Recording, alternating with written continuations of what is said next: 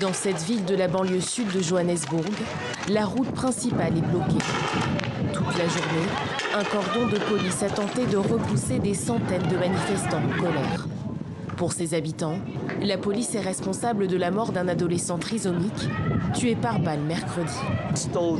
La police a dit au médecin qu'il avait été pris entre deux feux. Mais il n'y a pas eu de bagarre, juste un coup de feu. Le coup de feu qui a tué Nathaniel. Est-ce normal qu'un policier tire sur un enfant de 16 ans, un enfant trisomique, un enfant qui ne peut même pas dire son propre nom? L'adolescent se prénommait Nathaniel Julius. Selon le témoignage de sa sœur, il était sorti faire des courses quand la patrouille de police l'a interpellé.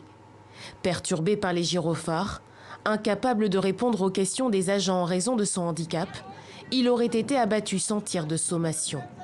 Il est décédé peu de temps après à l'hôpital. Durant la manifestation, un commissariat local a été endommagé. Pour les habitants de cette communauté métisse régulièrement victime de violences policières, les agents incriminés ne doivent pas rester impunis.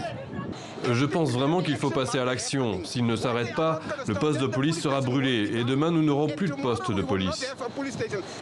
De son côté, la police n'a pas donné plus de précisions sur les circonstances du décès. Une enquête de l'IPID, la police des polices sud-africaines, est en cours.